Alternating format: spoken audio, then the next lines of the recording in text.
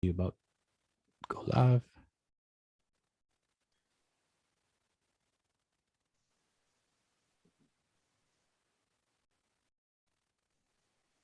You about to go live? All right, so we're live, and it actually caught me saying that.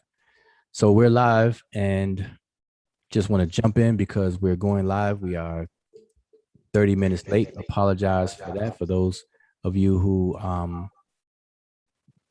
do tune in and have subscribed, and you expect us to be live. I'm hearing an echo somewhere, but that's on Kadeem. All right.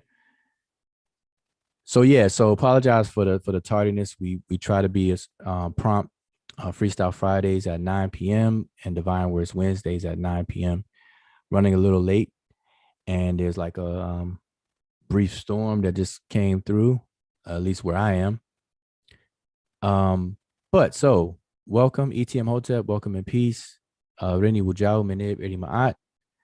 And I have other panelists with me, so I will turn up my mic over to them. Everybody can introduce themselves before we dive in. ETM Hotep, welcome in peace, everybody. It's your brother June. Thanks for tuning in. I hope you enjoy the show. Hotep. ETM Hotep. This is Sunny Kadeem Zain. And it's a pleasure to be here. Man, I think this is the first time that I've actually heard your voice that loud. I don't know. Did you get a new microphone or something? Nah, I'm on my Mac. Okay, yeah. I don't know what you were on before, but that's usually I be on my phone. That's what it is. It's a little Android. It's like night and day. I'm like, man, it can't be Kadeem. Crystal clear.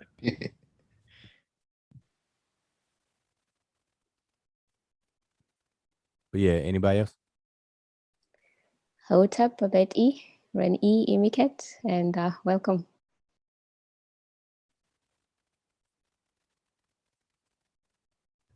Hotep Abati. This is Brother Chris. Up and there it is, boy. Welcome to KMT Radio. This is Brother Chris. I know. So you can't even say Chris. You have to say, this is Brother Christopher Withers. Hotep. The whole name. You got to say your full name. You got to say the whole name. Welcome to KMT Radio. This is your brother, Christopher Withers. And Hotep Abati, which means welcome family. You all are my family. Did you know that? No, let me stop. Well, okay, hold up. I'm going to post a link. 1 second. I want to pin it. So again, appreciate anyone who's tuned in. We're running a little late. Appreciate anybody who tunes in because, the type of stuff that we do on this channel is like a specialized, you kind of have to have a specialized interest in it. And, we're not naive to that. We know a lot of the laughs and giggles and the controversy and the noise and the arguing and stuff. We know that that's very attractive and much more popular. And that's okay. So I always express my appreciation for anybody who tunes in to what we do, and we could do both, have fun, and we could get down to business and learn some things. We can have fun doing it. But let me post this link. So I'm posting the panel link. So if anybody's watching now, if you're interested in joining the panel and getting some real-time interaction, then you're most welcome to do so.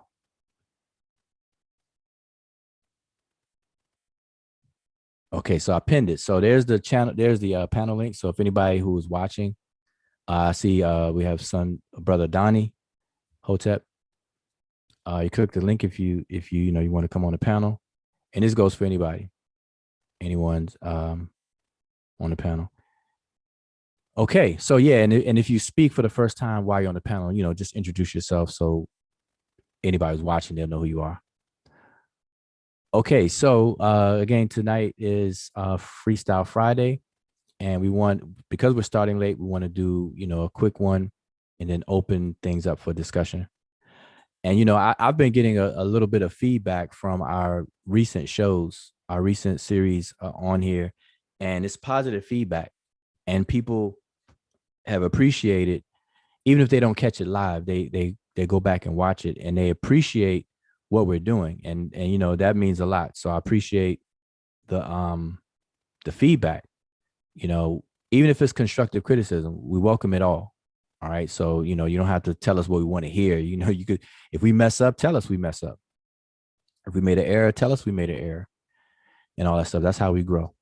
All right. So, but I've been getting good feedback on the shows, and so mainly the open discussion ones, because the Freestyle Friday is good, but I don't know what it is. People like that open discussion because I guess we can cover more things, and that's okay. So maybe we can do both, incorporate both. All right. So the link is in the chat. It's pinned. So if you're interested, you're invited. All right. We don't discriminate. Only if you come in here and cut up, you definitely will be marched right out the door. All right. So let me be quiet, and we're gonna go into Freestyle Friday. So does anybody want to kick off the Freestyle Friday? I'm gonna share my screen for what it is. As a matter of fact, Sunat Mika, I just see you're in here. You snuck in here. It's a picture that you suggested, and we're gonna pull it up. I'm gonna put it on the screen, and then we're gonna go into it. All right. But does anybody want to set up our freestyle? To intro our freestyle, what do we normally? We gotta explain a few things before we go in.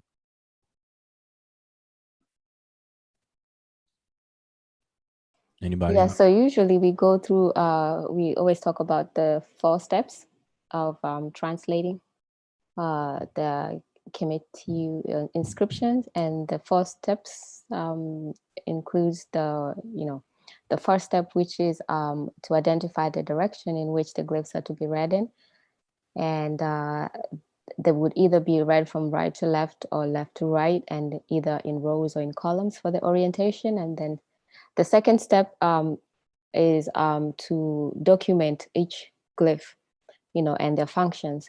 And then the third step is grouping them into words that are going to be searched in the dictionaries. And then the fourth and the last step is to come up with a sensible translation. Okay.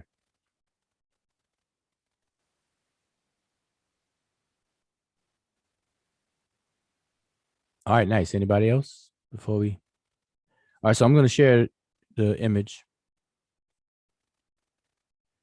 I had it on the screen at first, but this is the image that we're going to deal with. So, before we go through the steps themselves, what can we say about this image? I'm not sure if Mika, if you're available, what made you suggest this image?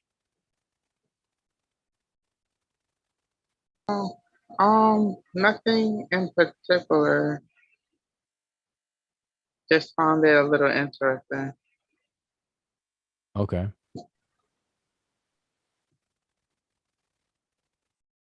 Okay. Anybody else? Like what you see? Yes, it appears that there's like a scene that there's like 2 scenes that are the same. Okay. Yep. It You- might even be more, but Oh, because of the 2 figures there? The 2 figures that are kneeling? yes. Okay. I would say the 2 figures look like they got 1 arm each, and not the other, not 2 arms. But yeah. Okay. All right. So, now I'm gonna zoom in, as we get into the any details, but what so let's start off. So, step 1. direction. Mm-hmm. 2, identify. Yeah. Okay. Well, yeah, we Emeka had mentioned what those steps are, but let's actually implement step one. So let's deal with step one and resolve step one. Apply step one to what we're looking at. Okay. Right to left. Okay. So now remember, the standard way that people explain the direction is to say that there are 4 directions. And I found it better to dispense with that and really talk about 2 and 2. So there's really 2 orientations and 2 directions, which is Okay. 4. And so if you give both of those, so which direction, and I think you already said that, from right to left, but what are these glyphs orientation? Are they in columns or rows? Columns. Okay, right. All right. So when we kind of address that, will say the glyphs are in columns, and the direction to read them will be from right to left. Okay. Yeah. So that would, because a lot of people get confused about that because the glyphs are facing to the right, but we're going to read them from right to left. And it's in columns because, see, columns are treated a little differently than rows, even though we don't like point that out. But I think we need to start pointing that out because in columns, you're going down, you're going from the top down. But while you're going from the top down, you're reading from right to left. So you're constantly reading the highest glyph to the top and right, top right, top right, top right, top right. And in rows, you're going to read in direction from the top down as well, but within the row. So when glyphs are stacked. And we know that depending on the shape of the glyph will determine if it's stacked or not. Tall and narrow glyphs are usually stand on their own. I mean, nothing stacked on top of or above. Then you have low and broad glyphs. They usually are 2 stacked. And then you have just a small glyph, single quadrant glyphs that are stacked, not only stacked above something or something above it, but it can also have a glyph next to it. Okay, and I'll point that out as we're going through this. So that's step one. So that you took care of step one. And now let's get into step 2. So remind us of what step 2 is. Anybody? Identifying glyphs. Yep. Okay. And so what do I always say? So by the time that you sit down here and attempt this, there are certain things that you should already know. And as far as glyphs are concerned, you're supposed to already have memorized the monoliterals. So everybody doing this should know the monoliterals. All right. There are 24. You may see people say 24. You may see people say 25. And the reason for the difference is because the double reed leaf is the same as the single reed leaf, but twice. And so 24 different glyphs, but they're actually 25, holding 25 places. And then the water ripple and a couple of other glyphs, the owl can be replaced with the half blunt. The water ripple could be replaced with the crown, the red crown, Desheret crown of Lower Kemet. But those replacements and things are came later. And once you know that can happen, you'll be pretty good to go. Okay, so let's identify some glyphs. I'm going to put my cursor on. My trusty arrow.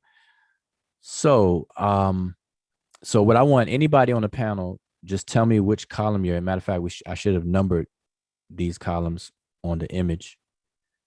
But roughly tell me where you are. I'll follow you with the arrow, but you just identify a glyph and I'll point to it. So that's just open. So anybody can start that off. Well, right there in your right there where the arrow is closest to, you got the viper. Okay. Well, wait a minute. I think I know what you mean. Nope. But yeah, Mika's already on you. Go ahead. Nope. Nope. That's the cobra and repose. Okay, that's correct. Yep. Okay. Okay. So And then next to yeah. okay, yeah. So Donnie, I'm sure that you knew that was a cobra, or did you? Cobra, viper. I kind of treat them as the same. I Okay, don't know how you would differentiate them.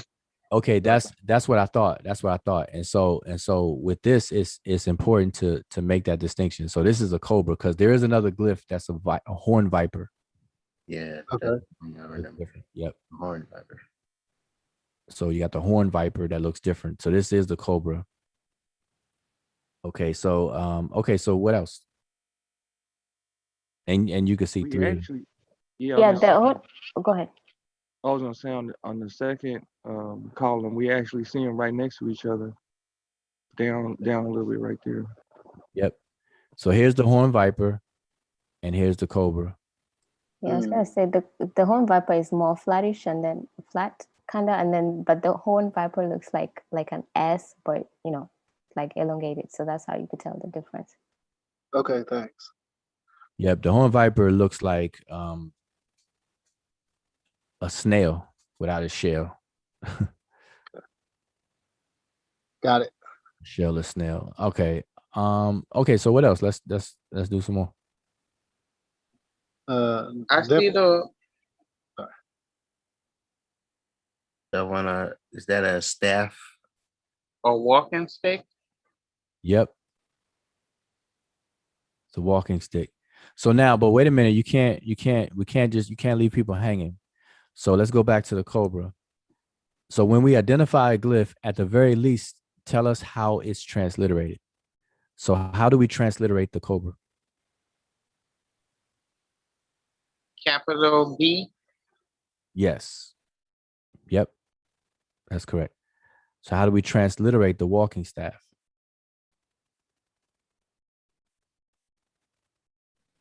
Do you look in the dictionary? Medu.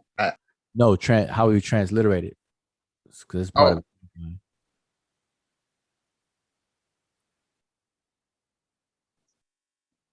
Says I-10.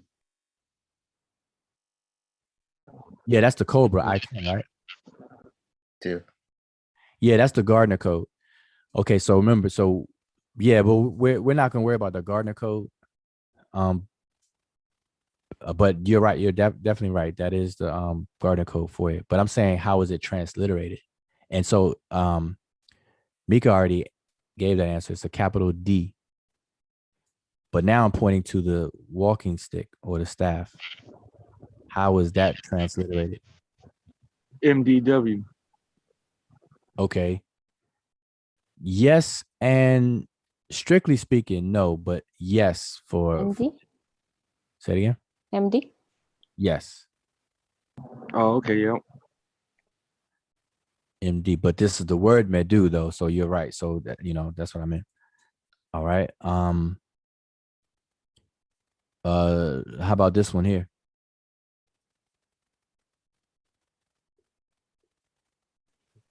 That hotel. Yep. How do we transliterate it?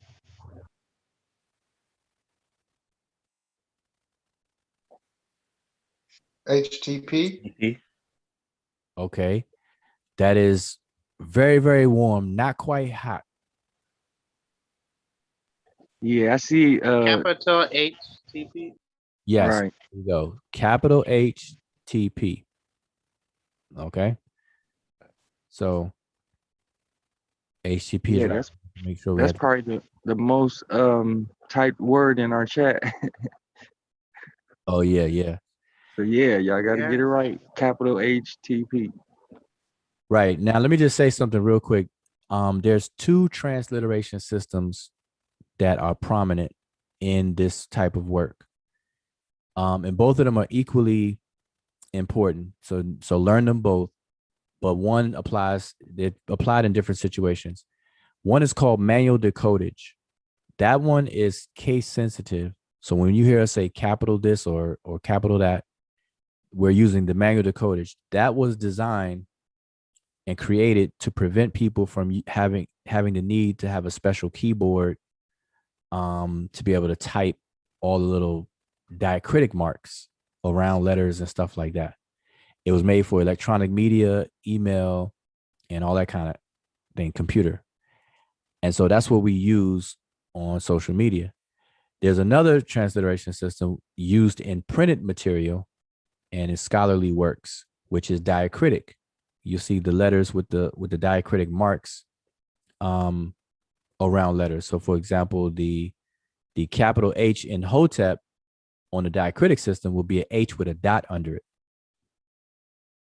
Okay, so just keep that in mind. So when we do transliterations verbally, we say it in the form of manual decoder. So it's capital HTP. So Aaron, I see you said Hotep. You got capitalized that H. All right, so I see we got people tuned in. Okay, but I'm sorry, continue. So what are some more glyphs? Here's a famous one. What's that? What's this one that I'm pointing to now? Yeah, I was just gonna say Yeah. skit. Nab. Wait, Okay. that's How do we transliterate it? NB. Yes, NB. And it means that it's a biliteral. Right. NB. Okay. Let oh go ahead. Far as the monoliterals, is we have a T underneath it, right? Yep. And then it looks like the Readly. yeah, but before the Readly, it looked like a raw or the sun. Okay, it does look that way, but I can tell Yeah, you that's confusing. that's not what it is. The Is sun it or a Ra, placenta? let me just tell you, the sun or Ra is here, Okay. and this one is different. So yeah, Mika said it. They look alike. They look alike when it's carved and it's not detailed. And we got to remember that these things are very old. I'm sure that when this was freshly carved and during the time of ancient Kemet functioning, you could definitely see the difference. But right now they do look similar to this and this, but this is the placenta. Okay, let's go with this one. What is that? As a matter of fact, let me you can answer that, but let me blow this up because I'm sure people are struggling to see a couple. Triliteral. So let me just point to where I am was. Okay, so here we are. Is that a Triliteral. Yes, what is it? Well, I mean, how would we transliterate it? HRW. The one I'm pointing at? No, you. Oh, I see. Oh yeah, it looked like the O. Yeah, I see what it does look like that a little bit, but it, But it has a horizontal cross on the top. Then I'll switch it up as the Nefer there. Mhm. there you go. So how would you transliterate it? NFR. Yes, correct. But what is it? Is that a trachea? A windpipe or something. Yep. The trachea and the lungs, I think. Okay, Gardner code is F what? I'm just trying to see if anybody knows Gardner code. Anybody but June. Oh, all right. I know. He was gonna tell you because he knows all. I think June memorized all the Gardner codes.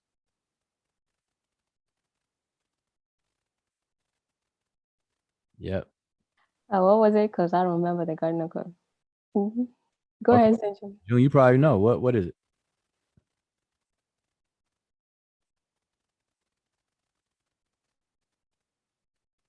I think we lost June. What's up? Now I'm I saying, think if what do you Oh, know? that's F35. right. There you go. Yeah, I F35. told you. Yeah, I can give y'all the one next to it. Okay, well, go ahead. That's Emmy. Triliteral. That's Okay. triliteral, right? Is it? That would be Emmy. Yeah, you're correct on that, but the glyph itself, you sure it's a triliteral?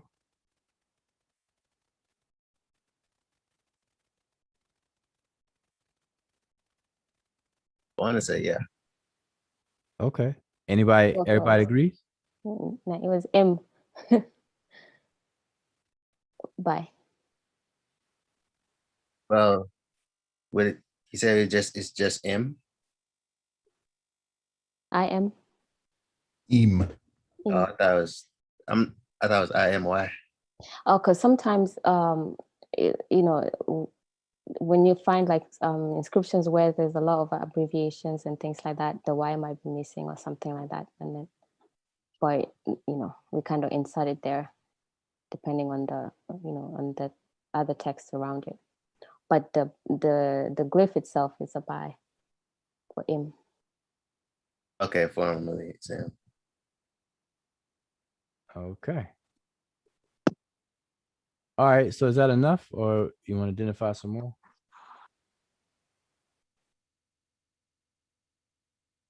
Yeah, but I'll need help because I know later on I'm gonna get lost. Well, did we do the water ripple? Well, the water ripple is We did. a monoliteral. That's easy. You trying Oh. easy ones. Oh, so what we doing? No, I'm saying anyone. I'll move it Okay. to what you what any of you all point out. Okay. What about the we could do anyone you said, right? So I see that town, the one that looked like a city with a cross in the middle. What's that called again? You said a town with a city. You talking up here? Yeah. Okay, what's that?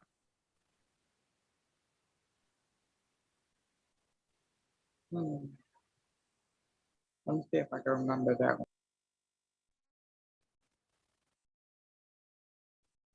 You have to remember this one. This is Is it- famous X-Man belt Nah, buckle. nah, I know that's a triliteral.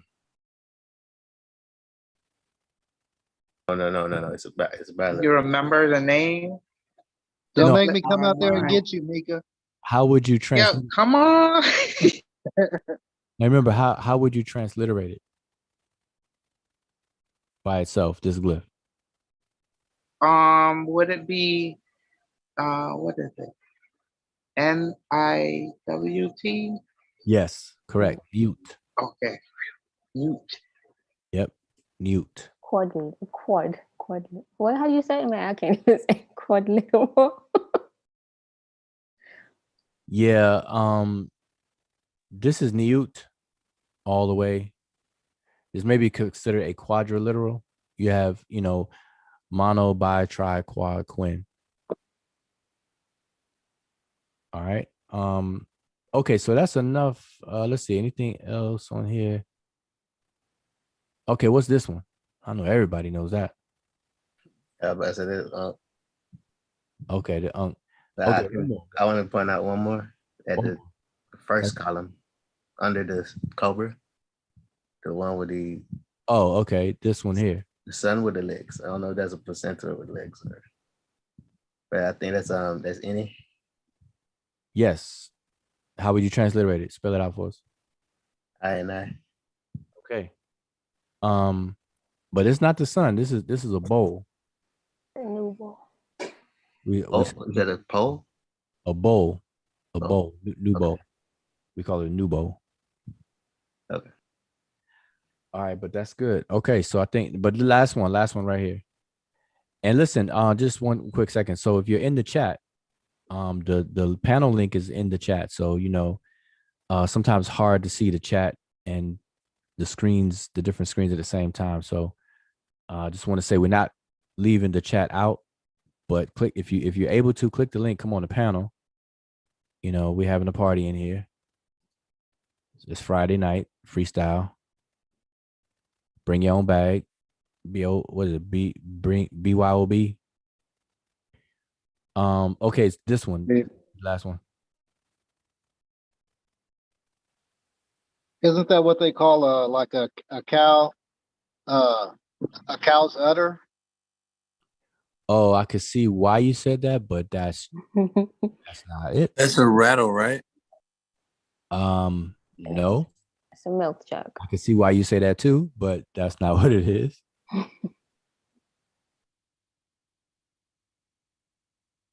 Anybody?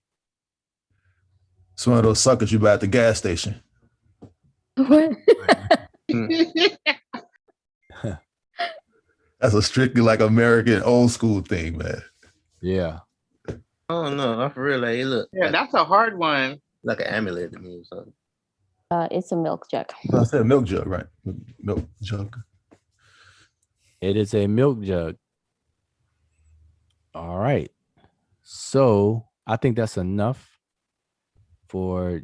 So remember, this is all step 2, identifying glyphs. We're just identifying glyphs with the help of notebook. So we identified pretty much some good different ones. All right. So now let's move.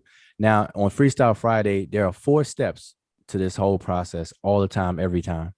But for Freestyle Friday, we have to pretty much combine step 3 and 4.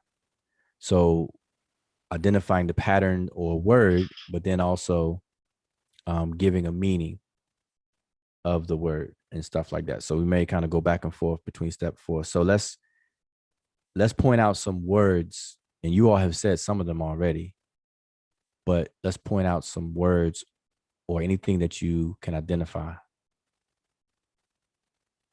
Move this down a little bit and over.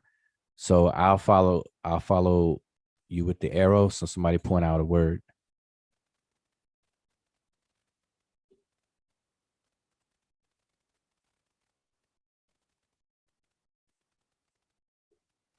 Well, let me ask this question. Okay. Now you've heard us talk about formulas. And so the very probably the most popular formula is the Hotep D Nasut formula. And in case you don't know, the reason why scholars refer to it as a formula or formulaic is because it is so prominent, and it starts off something. You know, it basically kicks off something that is very prominent and very common. So Hotep D Nasu is a formulaic expression because it begins an offering formula.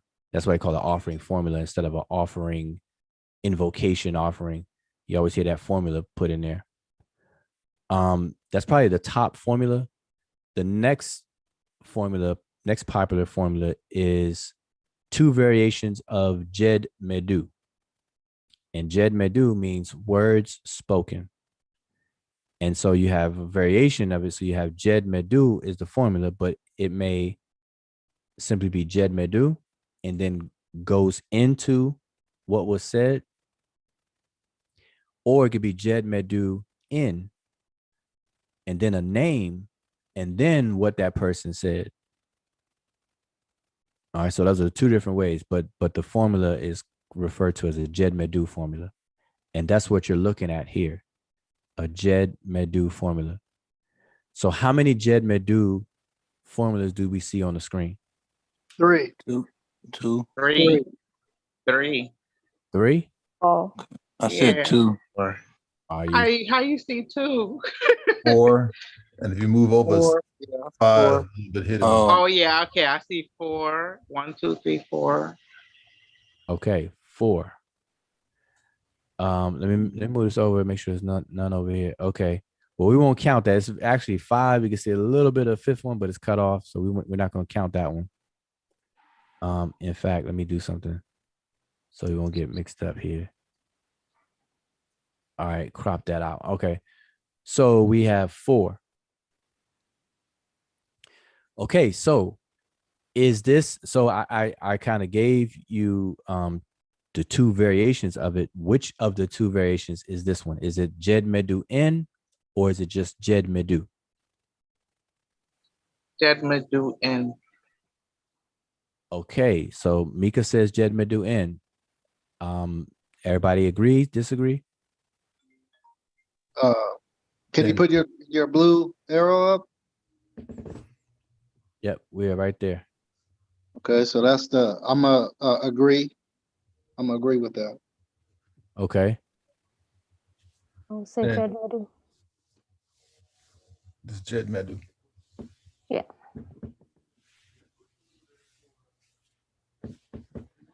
Because the in you usually see the reed leaf and the water ripple, or the crown and the water ripple.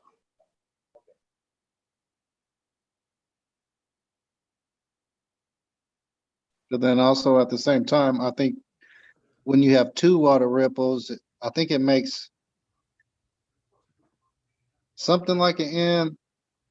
I don't know why you would have two N's.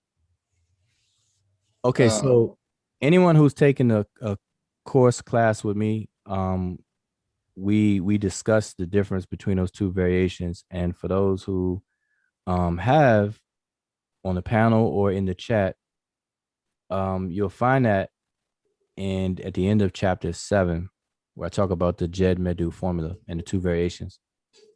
But this one is Jed Medu. Okay. So remember, the two variations, you have Jed Medu and then what is said and then somebody's name, or Jed Medu in and then the person's name and possibly epithets or titles and then what they say. So okay. I'm sorry, go ahead. So we not doing the combination of the in the W2 with the legs and the bow. No, when we have Jed Medu in, that in is the reed leaf and the water ripple. That's in. This is Jed Medu ini and ek. This whole thing is Jed Medu ini and ek.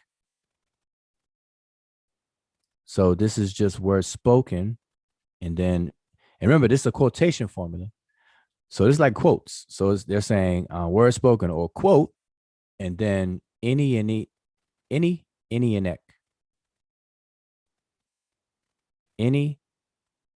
and ek. The E here is omitted. And like I said, that's why I pointed out the book. We learn this in the beginner's level of this formula is abbreviated.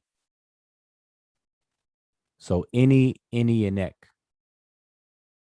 So what does Jed Medu mean by itself?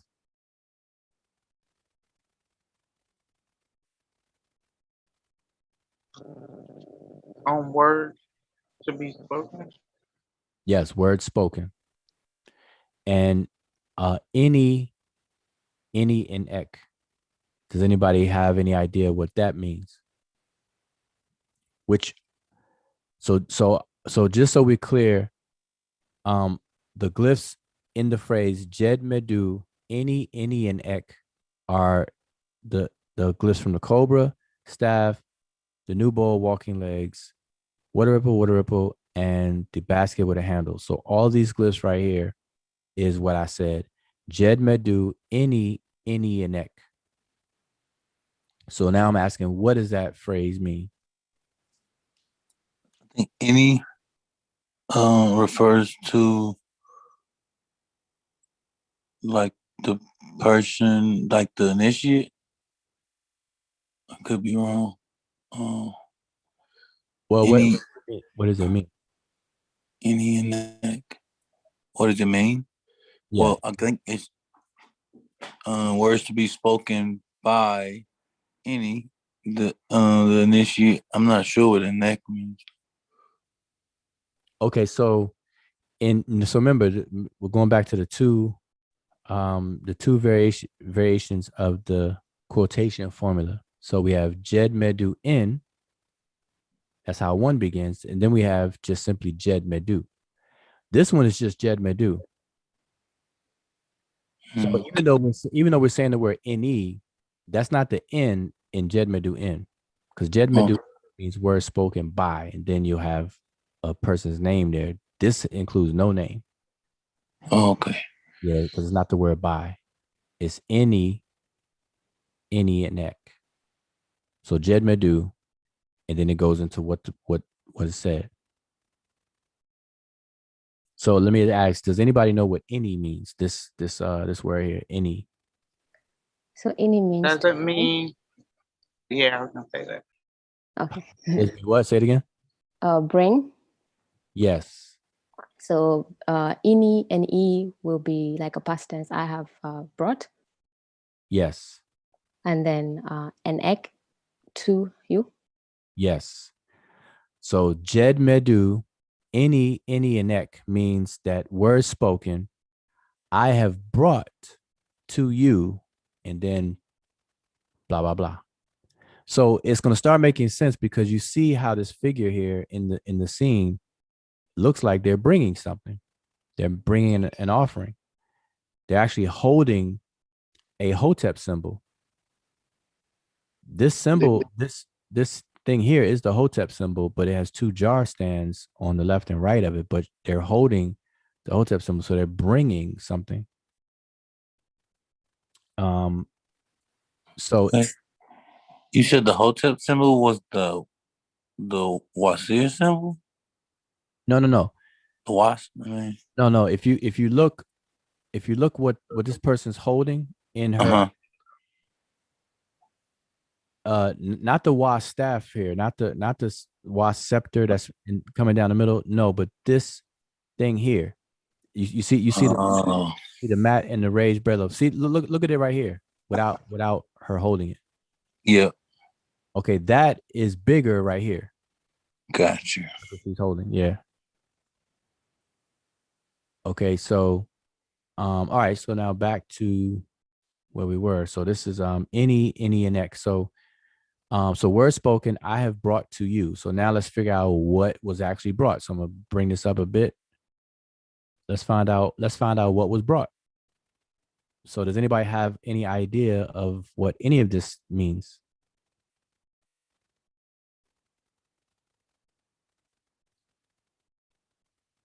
No, I'm trying to figure out what a twisted flax means.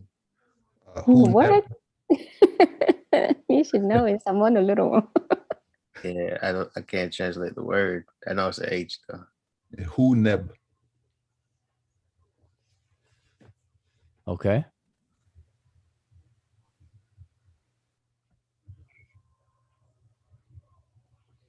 All food. Okay, good. So the word who here is the word for food. Who neb. Now, does this neb mean Lord? Is this Lord of food? Nah, it would be Then- first. It would appear first. Okay, so this is all. This is the adjective. The adjective neb, all food. So this is, but we talk about this a few times. That the what we call attributive adjectives follow the substantive that it is associated with, or modifying, or qualifying. Like in Spanish, we say Casa Blanca, which is literally house white, but we don't translate it that way. In English, we say white house, although Blanca is written after Casa.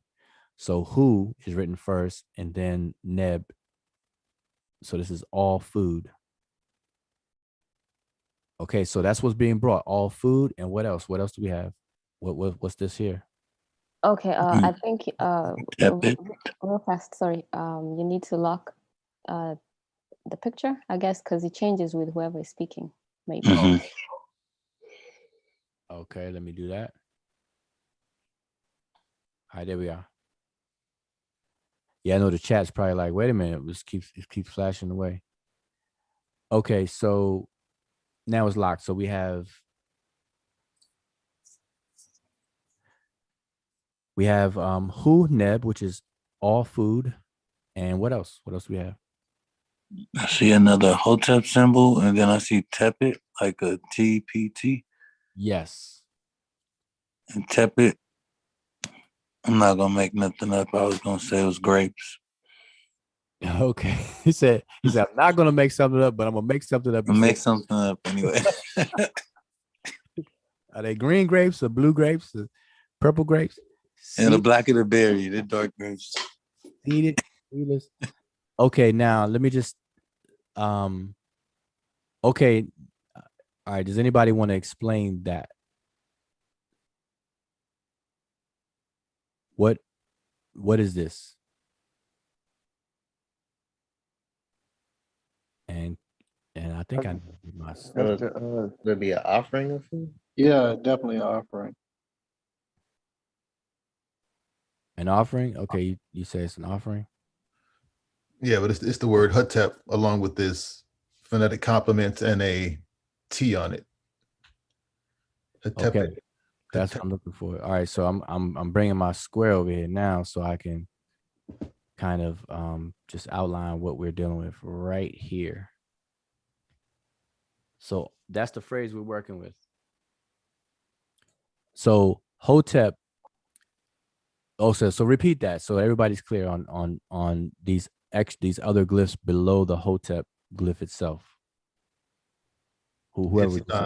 It's the hotep along with its phonetic complements and the. I don't like using it, but I'm gonna say it. And the feminine T. Right.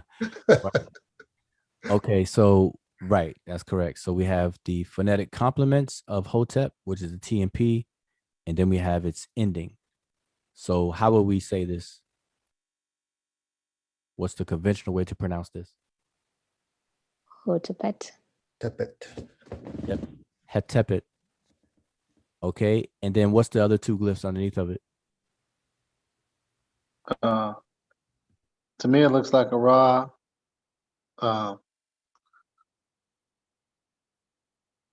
Raw. I mean the read lead for I, and then No, right here where well, let me get my arrow again. No, right here and here. Oh, in the square. Yeah, I'm still in the rectangle. Nepti. Close. Say it again. Nepti. Okay, you're close, but it's nebet. Okay. Nebet. Okay, so now just as a grammatical point here to make is we have hu neb, but then we have hatepet nebet. So we know we translated this one as all food, and then we know hotep is offering, but then we have nebet instead of just neb. Can anybody tell me why? Why is this nebet and not just neb? Probably because they're talking. I'm just again. Are they talking about a female? Nope.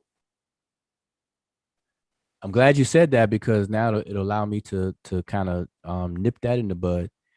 We have to understand that grammatical gender does not necessarily translate to sexual gender or biological gender. All right, so we got to definitely be aware of that.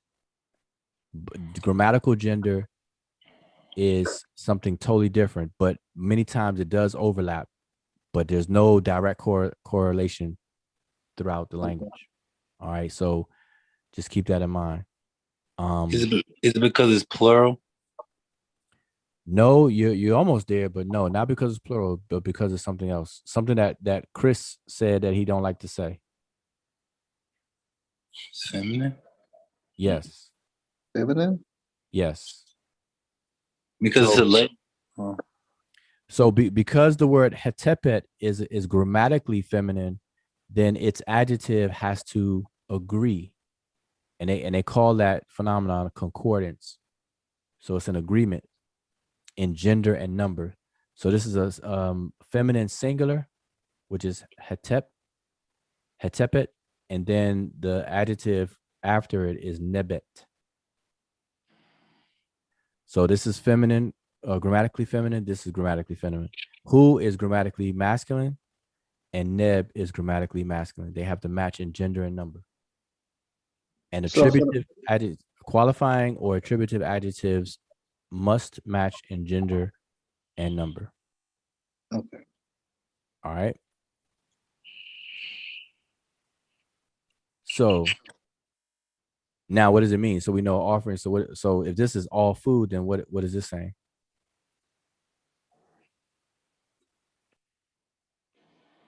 within the rectangle. What is that saying? All offerings. Yes. Offering to the good Lord. No. Where do you get Lord? Is it mistress? Mm-mm. No. Oh, I thought he was making a joke. No, because it's an adjective and it comes after the substantive. But if it was Lord, it would appear first. The neb would be above Hotep.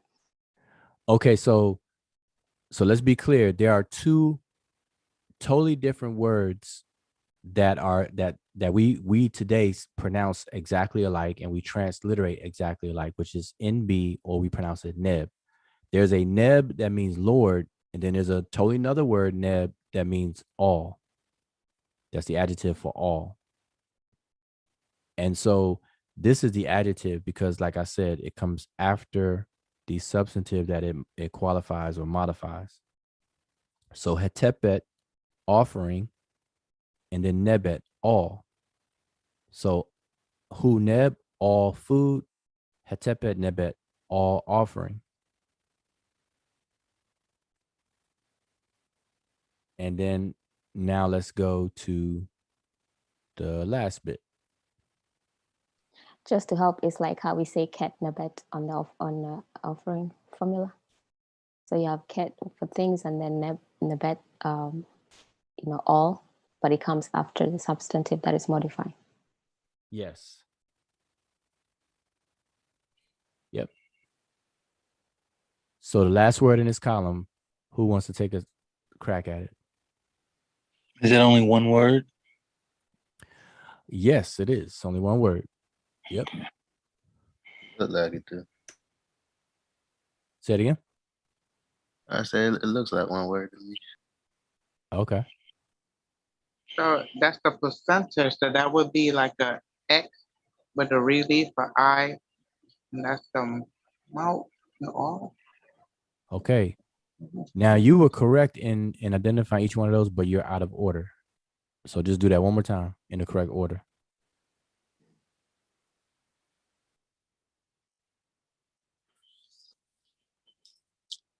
Oh, that's the placenta. I thought that was Ra. No, yep, it's the placenta. Yep.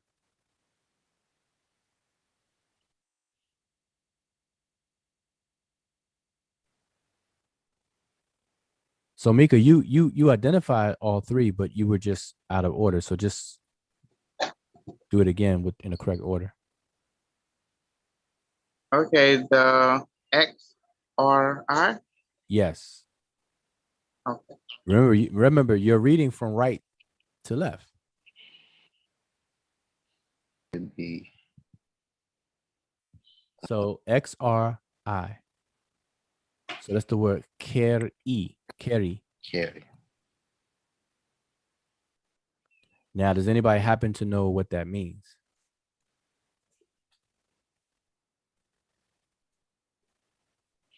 Now, mind you, let me remind everybody, this is Freestyle Friday, so we're not into any books and whatnot. So that's why I'm just opening up. Does anybody know what it means? Because some of us are more familiar with different words and glyphs and stuff. So between all of us, does anybody know what it means? Before me, with me, don't want to say under me, but Okay. so something like that. Before me, or in the presence of me, with me. Okay, that's good. And that's correct. That's correct. I mean, you kind of shape the whole semantic scope that it could be.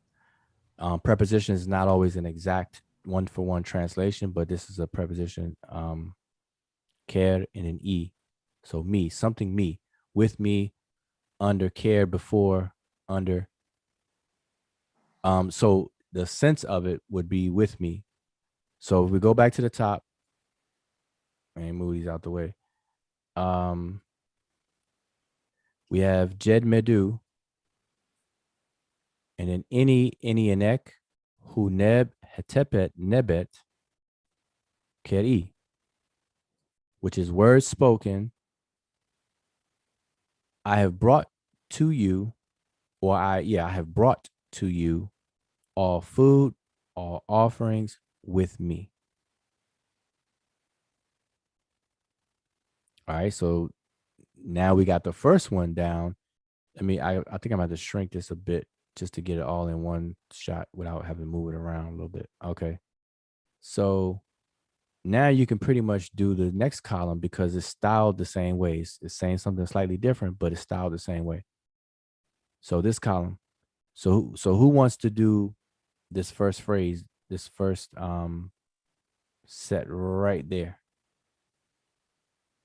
I'll try. Okay. Jed Medu. Mm-hmm. Nabet. No, you were doing good the first two, but what's this? It's the same. Well, it's the same. I thought it was like the I and I, or I don't know what y'all called it, man. I got confused. Yeah. No, that's you transliterated. You transliterated correctly. You just pronounced it wrong. How do we conventionally pronounce I and I? I'm not sure. Oh, any. I and I, any. Okay. Yeah. Okay. But go ahead, keep going. So Jed Medu any Yep. Neb. Nope. I'm trying to figure out where you getting Neb from because you I thought that you was Yeah, it have a handle. It have a handle on it. oh, you're looking at this basket. yeah. Okay. So let's clarify that this basket is different from this basket. This is a basket with a handle. You see the handle on the end. You see it over there, and you see it right here. These baskets right here, they don't have handles. So Okay. so this is the monoliteral for K, which is second person singular masculine pronoun. You for the word you. Ek. So like I had did this one. So this is Jed Medu, any, in ek. So this is the same. Jed Okay. Medu, any, in ek. Okay. So what does it translate to? Because we discussed it over here. So what does this translate to? All of that. So if we Medu, I know that's like voice or language, and then I pretty much I'm at a stopping point. Word spoken by. Yep. Word spoken by, and then what? What's the rest? There's no by on it. Oh yeah, word spoken. Okay. Nice. What's the rest? Any and neck. What the heck is that? Well, we must have short memory because we just now we said it a few times when we were on the first column.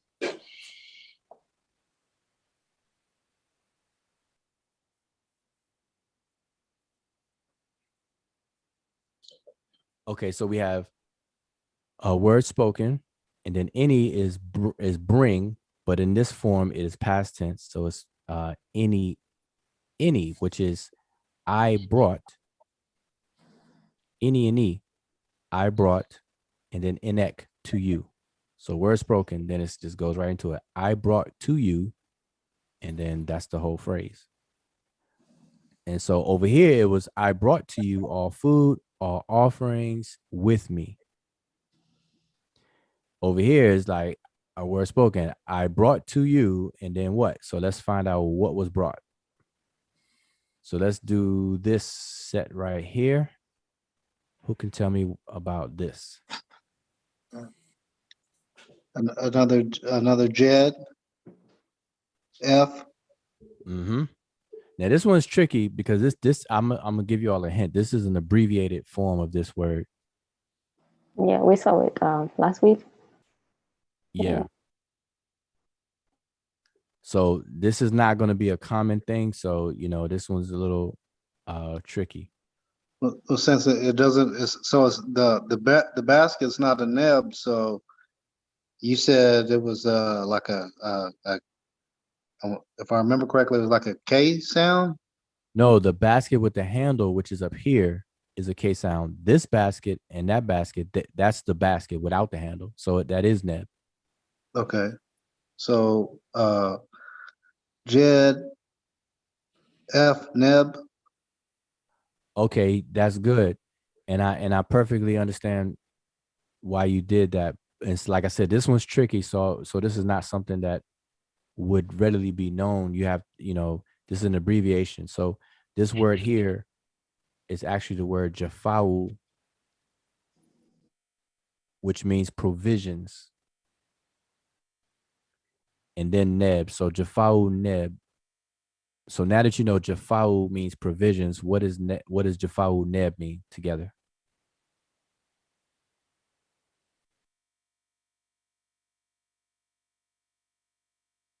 So Offering. All provisions. Yes, all provisions. Remember over here, huneb is all food. So over here is jafau is all provisions. Okay, so that's what's being brought. And then let's go to some more. So let's go here. This set of glyphs. And this one's tricky. This one's tricky too. So I don't expect someone to really blurt this out. We saw it on another inscription I did a week before last week. Well, I want to try for the outstretched hand is like already. Okay, that's a good guess, but that's you know, that's not right. But that's a good, because that arm with an object in it, with the hand object in the hand, there is a glyph that looks like this for the word ready. So I defer. you're in the ballpark, but that's not it. But that was good though. Is that Hineket? Hinket. Yeah. Yes. Hinket. Yes. Yes. And what does that mean? Offering. Yes. That's the part that's confusing me. They got so many kind of offerings. Offering. Yep. Now let me just give a little distinctions between the offerings. Now we translate it all as that word offering, but there are slight nuances to it. So you have an offering that's of food. You have an offering that would be considered in our way of expressing it as a donation. You have an offering as in supplies. So you got supplies, donations, and then foods and things. So, you know, so there are slight nuanced differences between these types of offerings, but we translate them all as offering. Okay, so now we know it, Hineket, and what's the word under it?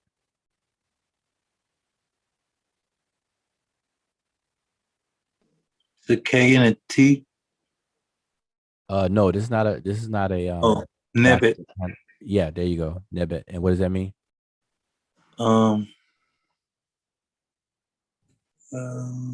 All Yes. T. All offerings. So remember, Hineket is okay, offerings or like donations. So all donations. So I'm bringing all provisions. So I brought, you know, Jed Medu, any Inek, Jafau Neb.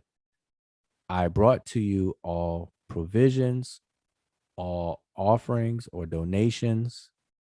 And now we're getting into the last bit again. Scoot this up. And this last bit right here.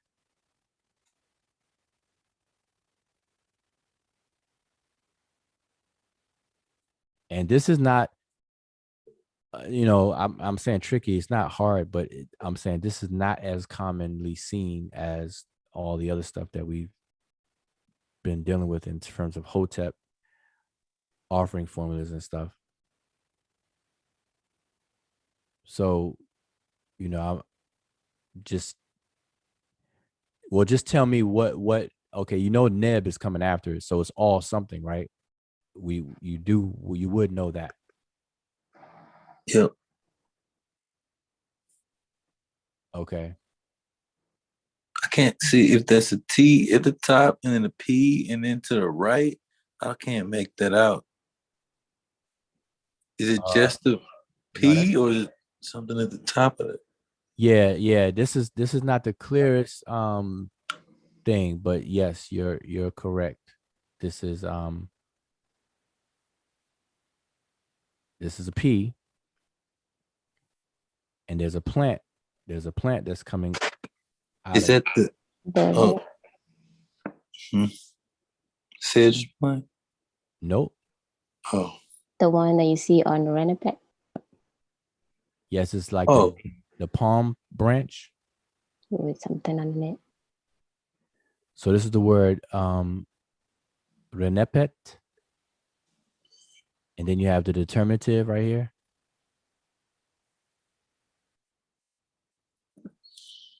And so does anybody know what that means offhand?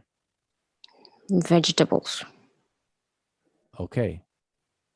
So and then neb, so renepet neb, what does that mean?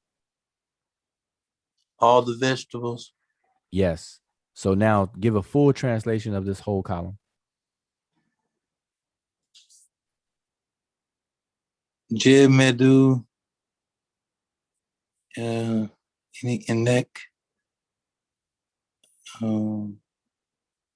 Renapet.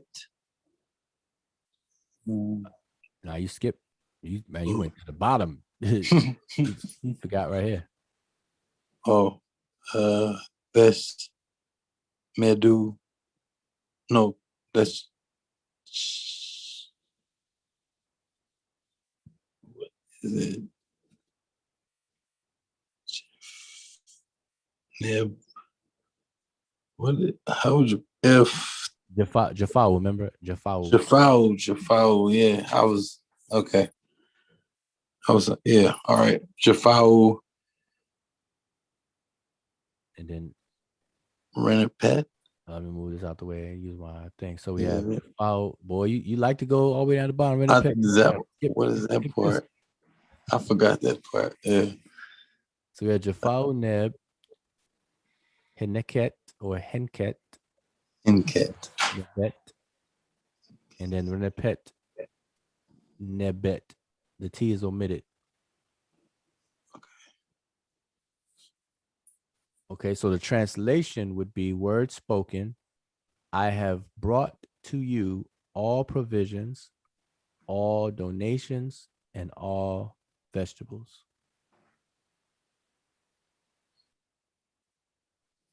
I had a question. So I want to say these first three columns are what the first figure has to say. Yes. The one behind it is for the next figure, right? Yes.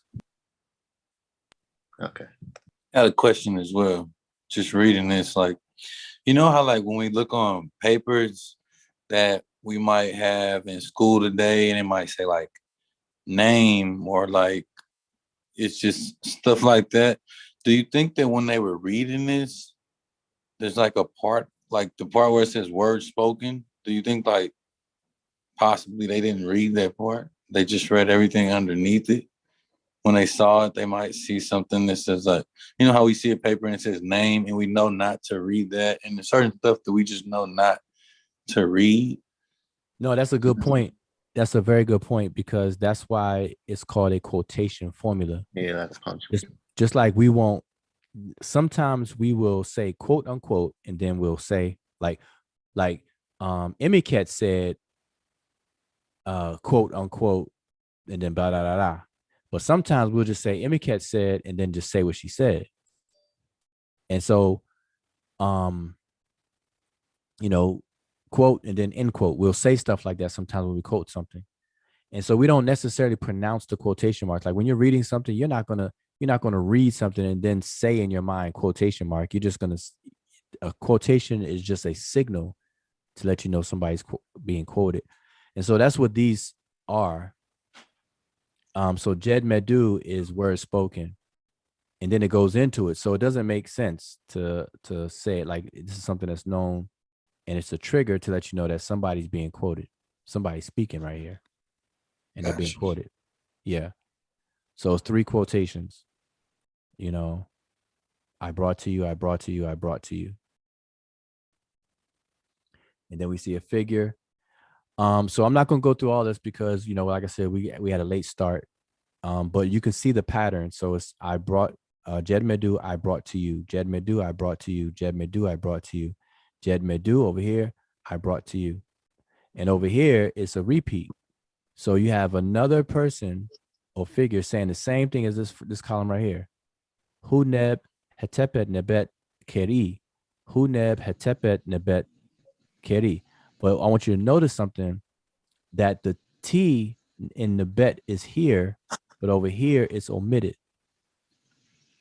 And so the reason for this to happen occasionally is because of space. Okay. So the spacing is different. Notice that the hotep is not on. If I was able to, let me get a line here. If I was able to draw a line, and this was real thin. Give me a second. I'm just going to make this line thicker. All right. So you see this line right here. If you look at where the hotep symbol is, see how this one is higher. So they're not lined up exactly to leave that same room. So the T was omitted under this one. See where the basket is? It's higher over here than it is right here. So they had room to put the T there, but over here they didn't. So it's omitted. But we know it's there because of grammar, because of the qualifying adjective is going to agree in gender and number. So hetepet is gonna have to have an agreement with nebet. And so when we transliterate this one, we will put NB and then put in parentheses the T. Over here, we don't have to because it's actually seen. So that's just a tidbit of grammar point. So that was an accident, or that was on purpose? No. It's because remember they're carving on stone and things like that, so they have to work with the room that they have, but they want to keep things in proportion and as aesthetically pleasing as possible. So they could have drawn everything smaller, but if you notice that these quail chicks they're the same size, but they're not at the same level on this example. They ran out of room. Yeah. For the scribe. The scribe ran out of room. So even on this third column, the one that we would have been on, yeah, is that 3 flowers underneath there? Like, is that like the number? Yes, there you go. Like 3,000. Okay. 3,000. Or because it's 3, we have to understand that when the scribes drew things in 3s or they tripled something, then that is a indication of plurality. So instead of saying 3,000 necessarily, it would be thousands. So ka'u. Okay. They're saying ka, it's ka'u. So Jed Medu, ini enek, ka'u, imket nebet.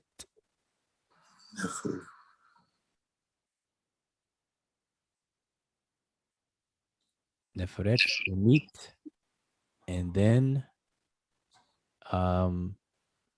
Shemau at the bottom there. Oh. And then Ankh D Neb. Diunk Neb. Dion. Mira. Where's Mira?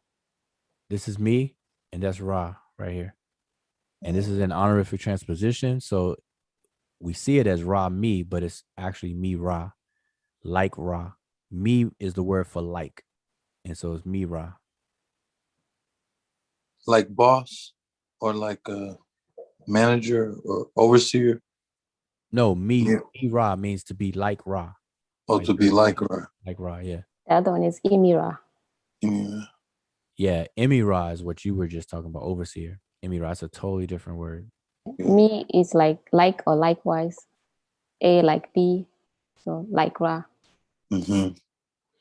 Remember, Emira is my daughter's name. Oh, nice. We talked about this stuff before. Right, Emira. Yeah. But this is Mira. So just think of like Mike with Michael Jordan. It's like I want to be like Mike, so this is like in that sense. So like Ra. So Diunk Neb Ra. So given all life like Ra. All right. So I wanted to make just a note for the word henket, because I might get confused with the word for henket with beer. So the one for beer is uppercase H N and then Q T, while this one is uppercase H N K T. okay, so that K and that Q made a difference. Yeah, sound the same though, but yeah, there's a difference. Yeah, we pronounce it the same, but the Q and K don't actually sound the same. It's ka and ka. Ka. Henkat, henket, and henket. So we don't make that distinction. I have a question. Yes. Is the doorbell? Is the doorbell glyph pronounced in that word? Where do you see the doorbell glyph? Oh, here. Right. Oh, yeah, that's good. We totally skipped over it. Oh, dang. Yeah. So okay. So go ahead and break it down, Kadeem. Go ahead. I'll lead the way, man. He's like, I just wanted to point it out. I didn't mean to break it down. I didn't want to break it down. I gotta go back to the books, man. He's like, I just noticed something. Just pointing out the elephant in the room. I'm just, That's how we learn. Yeah. I forgot what that is. I got something if he's not going to build on it. Oh, no, go ahead. Yeah. Go ahead. That thunder coming through. Were you going to build on it, Kadeem? Nah, you go ahead, man. Is it all the life or no?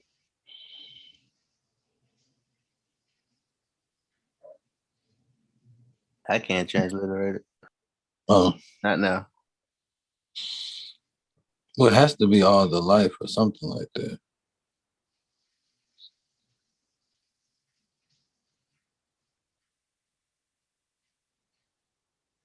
Yeah. I mean, I translated, but we totally omitted this doorbell S. Oh, okay. I see it. It's right on top of it. It's Mhm. right on top of it too. Yeah. So it's a suffix pronoun. Would it be Zeneb? No, not Seneb. Sabet? DS Ankh Neb. Maybe. And what would that mean? She gives all life like Ra. Like Ra. Okay, nice. Lastly, let's just do this. What's in here? And that's what I was gonna ask. I was gonna try to challenge somebody if they wanted to try to go through that. Okay. Men, almond. See, almond at the top, right? Mm-hmm. No, yeah, almond at the top. And then it's so hard to make out the middle section. I can't even make out what those glyphs are in the middle. And Yeah, it's let me see if I can. Well, if I make it bigger, it Look may at Thrones to me. blur it a bit. But here we go. So hopefully that'll help you out.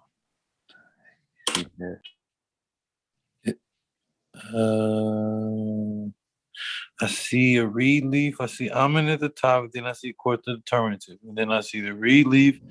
And then there's what is that? Take a That's good guess. That's not the pool, is it? Nope. Take a good guess. you'll be Somebody. right. A P. It's a P. It's Yeah. another. Yep. Yo. What's this? Epit. Yes. Epit. Mm-hmm. Epit. And then what is that? Think of offset.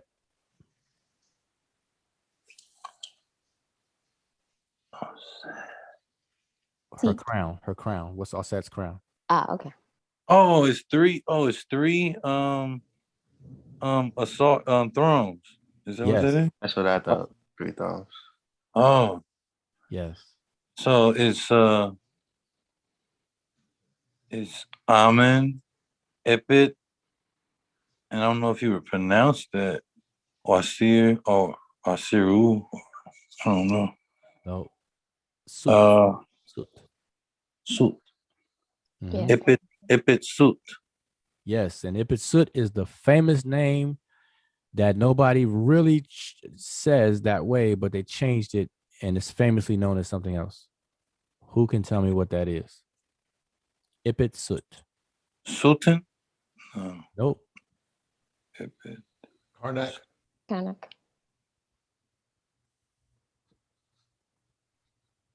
I'm trying to pay attention to the chat a bit because we're gonna start wrapping up. But if you, again, the panel link, if you want to come in here, is pinned to the top of the chat in the YouTube. All right, so anybody and everybody is welcome to come in.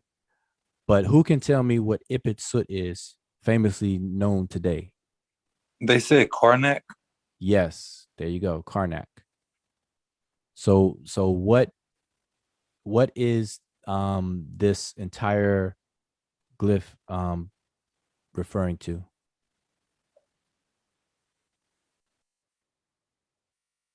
A place. Yeah, a place. Karnak Temple. Mhm. Yes, there you go. All lies in the hood. It's in the hood. Yeah. So we have Hut Imin Ipit Sut. So it's the temple of Amen in Karnak or in Ipit Sut. Where should it? Yes. I'm wondering if it's set, why is not set two? Setu, because this is the plural form of set. Set is place. Okay. And the pluralization of a feminine, grammatically feminine word. Oh, yes. Okay, I get you. W comes before the. Yeah. Get it. Yep.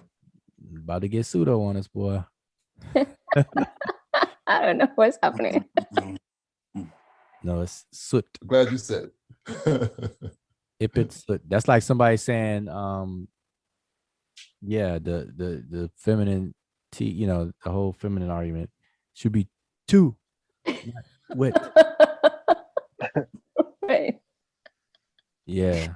Man, I was over here talking. I had my mic muted, but when everybody was saying place, I was saying place. But Sure, we don't believe you. No. I would like to. Why? No, That's okay. You're not supposed to. Yeah, I know how you work, but and that's a good thing.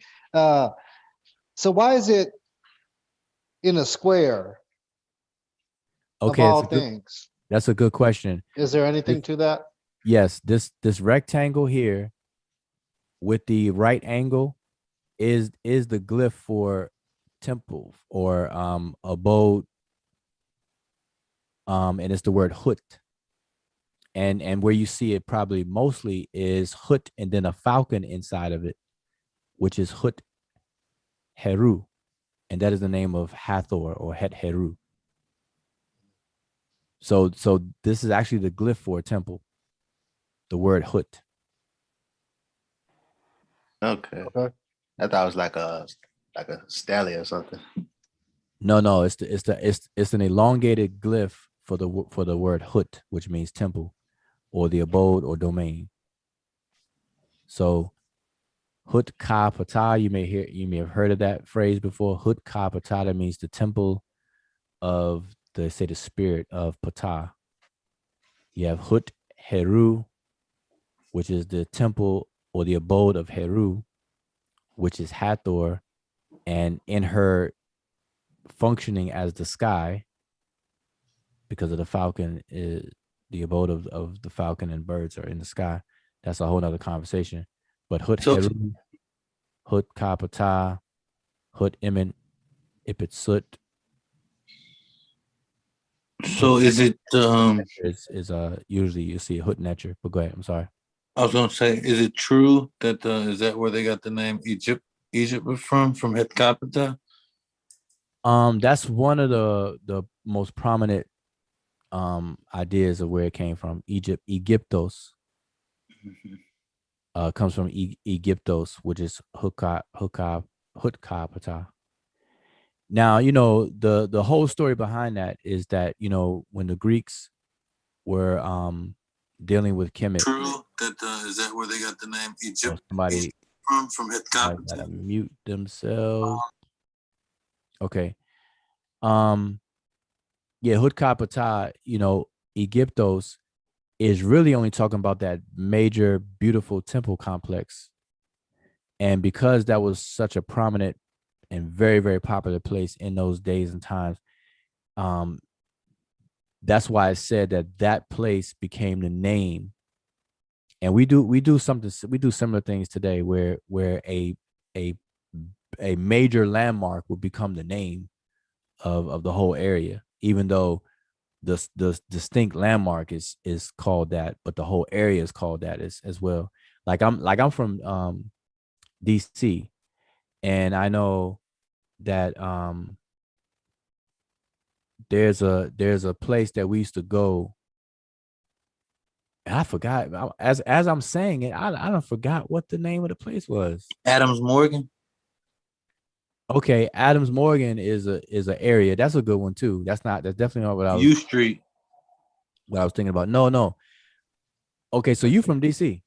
Who's that speaking? No, I lived in DC for a while. I used to work there for a while. I just moved because of coronavirus back out of state though, but I know it very well. Yeah. Okay, so there's a place that we used to go hang out, and take our cars, pull over. It was like a drag where everybody goes and pull up and show off their card and music and everything like that. Near the Jefferson Memorial, it's a big statue of a man coming out the ground. I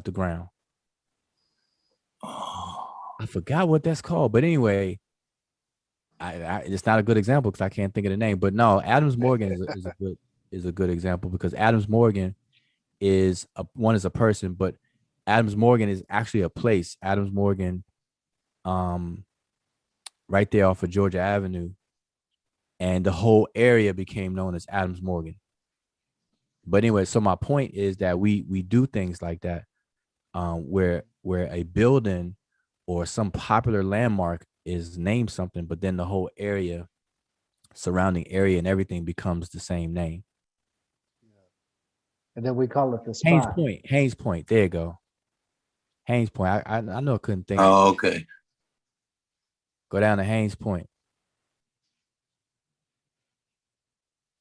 Yeah, Haynes Point. We used to go down there and hang out. Anybody from DC know what I'm talking about? Right down there by the wharf and the pier, the wharf, where you get all your seafood and stuff like that. Haynes Point. They changed that whole thing up. It looks so different. Yeah, I bet. I haven't been there since forever, so I'm sure it looks totally different. Totally different. But okay, so Hutkapata could be a result of that, and that's the running consensus, that it comes from Egyptos, and everything south of that was Ethiops. So you have Egyptos, Ethiops, and then pretty much everything else was Libya. That's how they divided Africa. Yep. And people say Ethiops means burnt faces, talking about the skin. But Ethiops is actually burnt surface. Burnt surface, not necessarily skin, but surface. Your skin is on the That's not surface, surprising. but it's burnt surface.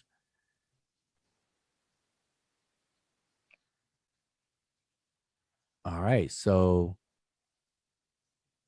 that's it. So all right, I mean that's enough. The rest of it. So that's the temple. So this is speaking of. Let me get my cursor back over here. This is speaking of the temple of Amen in Karnak or in Ipit Sut. And if you look up Ipit Sut and look up the pictures of Ipit Sut, man, it was a tremendous temple complex, just like Hukapata. And Memphis, remember, Memphis is the way that we say it comes out of the Greek, filtered through the Greek spelling and pronunciation, Memphis, but it's actually Men Nefer. And it's also known with for its white walls, the walls that were around it that bordered around the whole temple complex and everything. It was white. It was brilliantly white in the daytime when the sun is shining. And it was known for the white walls, for its white walls. Other names to that. Now, when they say men Nephir, are they talking about the deity man or no? No. Men meaning to establish, to be stable. Not men, the deity. Okay. Men the fear. All right. Anything else? We got a late start. So I'll make sure I'm not missing anything in the chat. So we have a couple people. So, appreciate Hotep to everybody in the chat. We have truth is out. The truth is out there. Giving life like Ra to the Lord. Close. He's referring to what we were talking about before. Is giving all life like Ra. Given. From Ra, not like Ra. No, me Ra is like Ra. It's not from Ra. That's from Desharab. That's incorrect.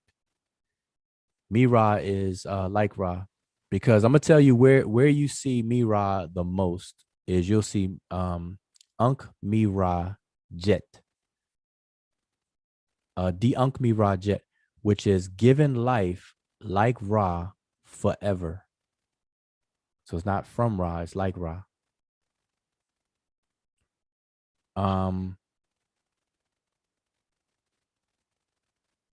Let's see, anything else? The temple in the town of Karnak. Yep.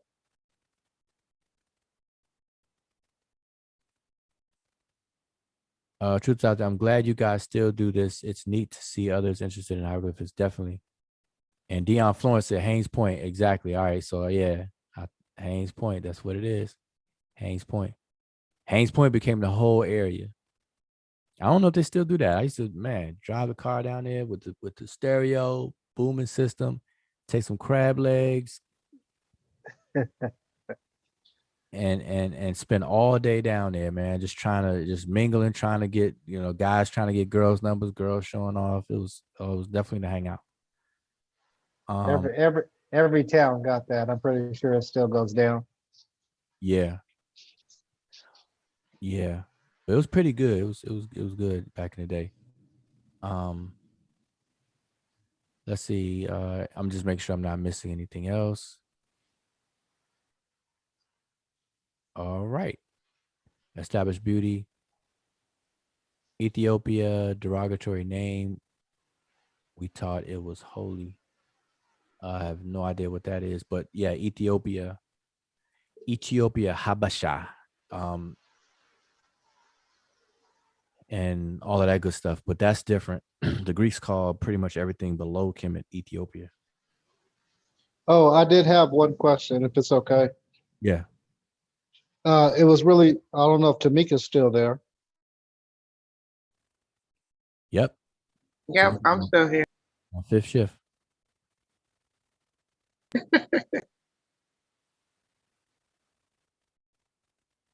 Yeah, she said, you had a question for her?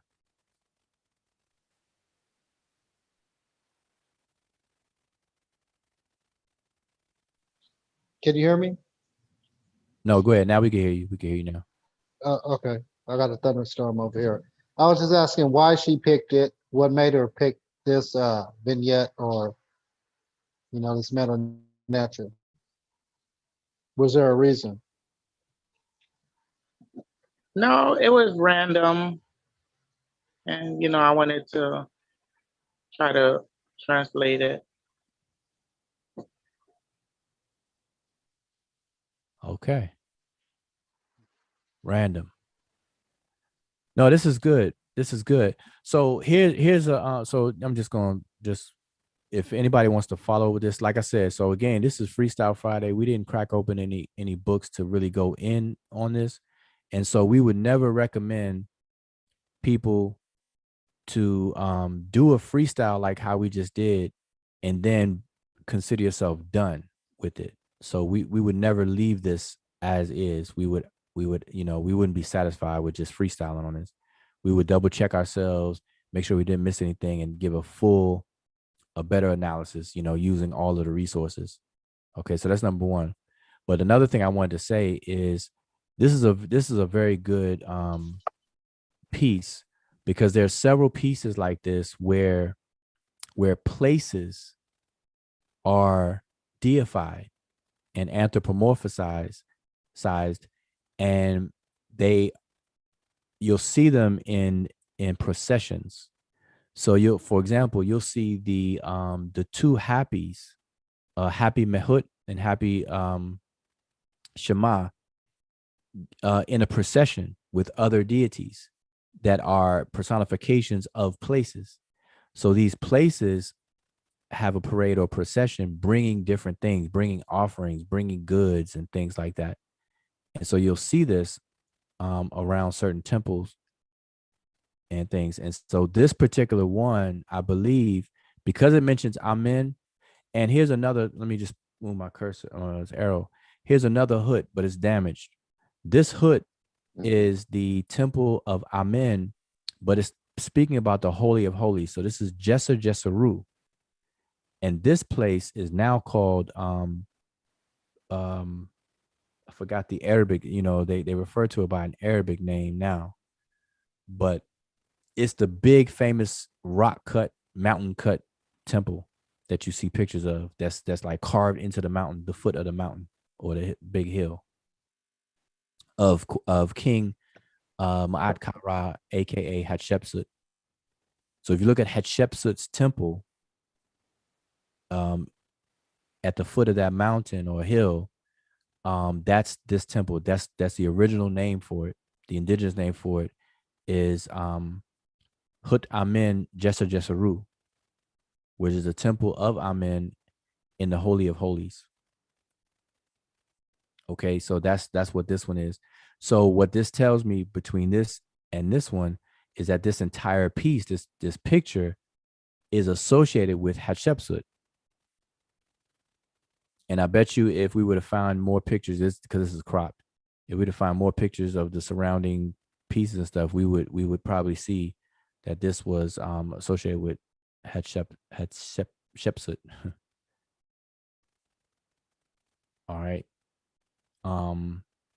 So there you have it. All right. So we have the personification of this place in the form of a female. Personification of this place in the form of a female giving an offering of food. All offerings with me or her or it. And that she gives all life like Ra. All right, so pretty straight. Giving Wa's power, the Khabeh, jars or whatever, the scepter, Ankh, and you see the Hotep symbol pretty big. And I wish I had another one handy. I could show you where what I was talking about. And I believe somebody has showed that. I don't have it readily available, and so we're trying to shut it down now. So, any last words from anybody on the panel, or anything I missed in the chat? Oh, the truth is out there. Gave the name, Deir El Bahari. That's exactly the location. That's the Arabic name for that place.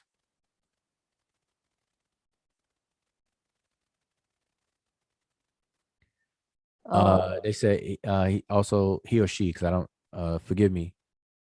I see Jed Medu, but what is the ball with legs? Oh, that's not a ball. That's the new bowl with legs. We went over it's any, the word any, which means to bring, from the verb any, meaning to bring.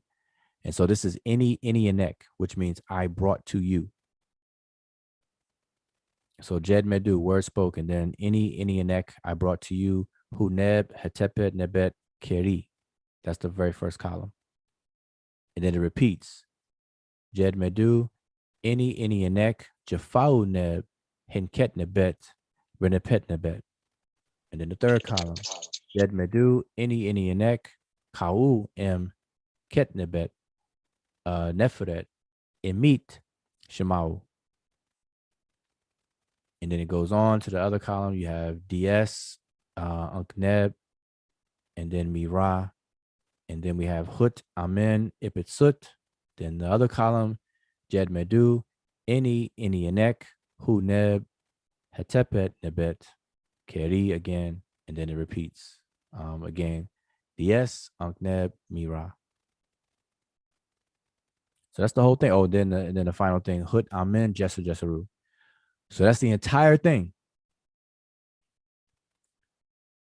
Okay, truth is out there, says dude. Okay, yeah, all right. So I know now. He made sure he got that straight. Like, nah, I'm a dude. Let me straighten it out right now. Indeed.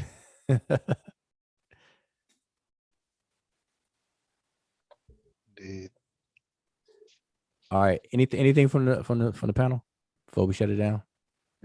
I got one question. What's going on under the arms of the women?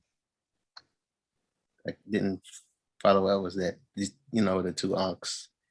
And I believe there's another glyph in between there.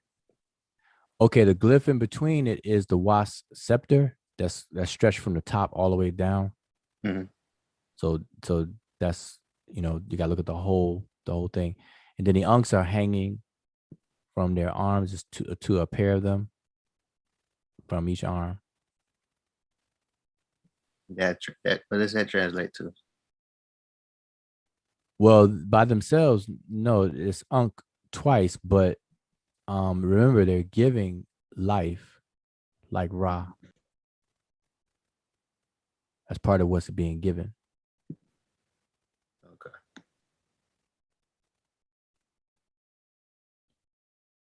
All right, so got offerings, got all the goodies. So okay, lastly, if anybody in the chat or anybody who may watch this video in the archives and you get to this end of the video, I need to start saying these things at the beginning. But we have links in the descriptions of all these videos. And so if you're interested, if you're currently studying, even if you're studying under another teacher or on your own, you're welcome to participate and study among us, among everybody that you see on the panel, et cetera, et cetera. And if you're interested in studying, taking a course or whatever, we have a beginner's course that's self-paced. You can go at your own pace. But it's a guided course. It's a sequential guided course, but you can go at your own pace. But you have the benefit of studying with other fellow students and also having access to an instructor, a sabah or sabat. And on a weekly basis where you get all your questions answered and we discuss a lot of things, anchors into the language, but more dealing with the culture and things like that. All right. And so that's and it's sequential. So it's a study course that you will get a certificate of completion. in 12 weeks. But like I said, you can go at your own pace, but the average is 12 weeks. But you can go through the whole course in 2 days. I wouldn't quite recommend that, but that option is available. But now I'm gonna tell you about me and being an instructor or a teacher of this language for 10 years now, over 10 years. I'm very stingy when it comes to giving certificates out. And so if anybody try to complete a beginner's level course in 2 days, I am definitely going to be drilling you relentlessly. So I don't recommend it, but hey, you could do it. If you could do it, you could do it. But the whole point is that our study course is designed to for you to be able to study at your own pace. All right. Okay. Um, And then I have a question. yeah. So we could, how do we get, I'm gonna do it. So how do I get in contact with you? Is that on the Facebook? Because I am a Facebook person. You're not. No. Well, you can. Okay, you can email me directly if you want to email. But if you want to read up on the course itself, the link is in the description. But it's saberuniversity.com, and you look for the beginners introduction to Sesh Medew Netcher study course, or we worded the beginners introduction to Egyptian hieroglyphic, which is Sesh Medew Netcher. So either way, and my email is wujao@gmail.com. Real simple. My name and then @gmail.com. So you can just shoot me an email that you're interested in and when you want to register, or you can just go and register and link up. We have weekly meetings, weekly sessions. And not only that, though, that's for the course, but I hold sessions all the time talking about a lot of other things.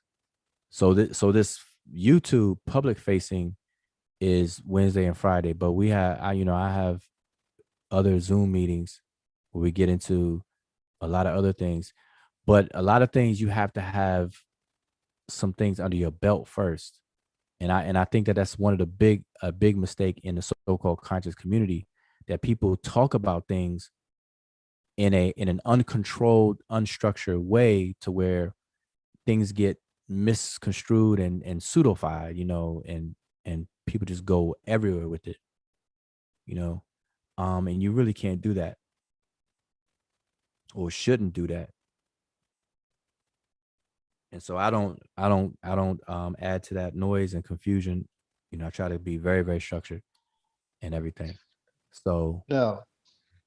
Yeah. And me as well, because truth be told, I kind of hopped on the live, and I don't know how to break it down all the way. I know some stuff, but and then you made the comment that, in other words, like, you got to know some stuff, like you were just saying. You said it last night, or the last time you was on the live, and I kind of felt like, said you was talking to me. So, and I took that, like, as a kind of a challenge, to step my game up. So, I'm gonna come through. Okay, I'm well, gonna get in hey, that class. it, I don't think it was directly or anything like that, but yeah, just me being me, because I know you was talking. I'm one of the lay persons too, so, and I want to get in and I want to learn. So ain't nothing wrong with that. well, yeah, I give my recommendations and suggestions in a more blanket way, and I just hope that it resonates with some people, and they do something about it, whatever, and so that's it. Because Kemet has been popular. Ancient Egypt has been a popular subject since forever. Everybody was interested in Kemet. All eyes is on Egypt, is on Kemet, in ancient times and even today. And so there's a lot of information out there. There's a lot of stuff, but it's not all accurate, not all correct. It's been sensationalized, commercialized, romanticized. I mean, you name it. It's been there. Kemet is part of movie thing. The symbolisms and things have been used, overly used, abused, all kinds of things. And so it kind of takes away from the seriousness of tapping into the genius of the people responsible for the civilization. And that's what we're trying to get back to. You know, Yeah. so it's I'm telling you, it's remarkable, the civilization and the time period. I mean, have you listen, and this what this is what somebody I recommend people to do. If you find a good documentary about ancient Egypt and just watch the imagery, and good documentary where the camera is going around different areas of Egypt and showing you the different buildings and stuff. And if you sit there and like really watch it, and the way we see it now, it's all in ruins. It's after the fact. It's ancient. It's old. It's been abused and bruised. And they're still holding up. Like the temples and things, they're still holding up, but a lot of damage is there and stuff like that. But try to imagine how it looked when Kemet was thriving. How, like, for example, the pyramids used to be encased in limestone, which is white. Right. And so imagine those three huge, gigantic brown pyramids with jagged edges and stuff now. Imagine when it was smooth and it was white. Can you imagine being a foreigner coming into a country and you come across these big, larger than life buildings that's white like that? Not only that, when people pull up in their ships or whatever they was rolling, and you see all the statues of the Netchers, you know what I'm saying, from afar. Mm-hmm. I don't know if y'all, I'm just trying to give an example, but for us, it's like when you drive into Vegas and you going through that desert, and all of a sudden you see those lights. So if you take that and like look at it, you know what I'm saying, through a similar lens or whatever, I can imagine, you know what I'm saying, how it was. Right. Yeah. I see like the artistic reproductions of some of these places, Indeed.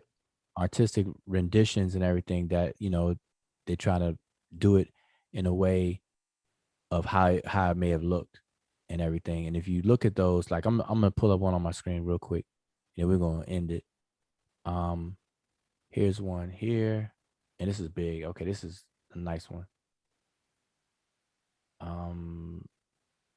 Wow, I see a lot of them right here. Trying to find a big one. Big enough. Okay, that's not big enough. All right, I think it's good enough. Y'all will get the idea. Oh, wait. I see another one. Okay, that's not big. Man, it's so many. All right, these are not big. I'm gonna find one for next time, next show. But all right, I'm gonna put this one on the screen though. So let's switch this out.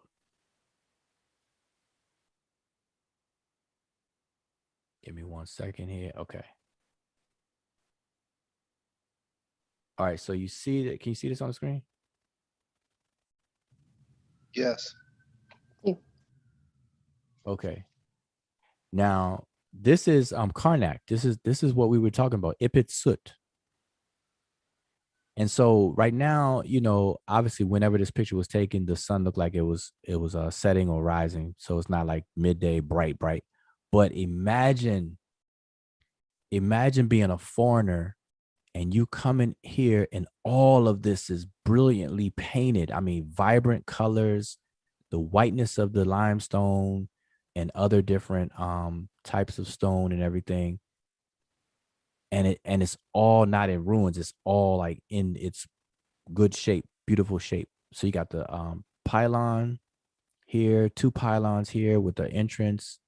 You got the colonnade or columns here, tall ones. You got shorter ones, but all of them are taller than a human being. Like I don't even see a person in this picture. Yeah, look at the people. Look at the size difference. The people are standing right here. If y'all can see those people standing right there, Yeah. look how small. Look at it. There's a person standing right there. Did they also use alabaster to build temples? Yeah, You know they used alabaster. people are standing right here. These are people. So I mean, this is grandiose. Like so. Just imagine. I mean, and you know. So what I was saying was, if you ever watch a good documentary, just run that across your mind while you're watching it. It's man, it's just a beautiful place. But that's my cue. I need to shut it down. So I appreciate everybody tuning in and hanging out, and hopefully you enjoyed the freestyle and participate. We want more people to participate. I always put the link on Freestyle Friday. We put the link, so look for the link to pop in on the panel. You know, because there's a delay between us speaking and then the YouTube, so we can't have a smooth interaction that way. So hop in on the link. But with that, I'm gonna say Shem Hotep, and I'll see y'all next week. Oh well.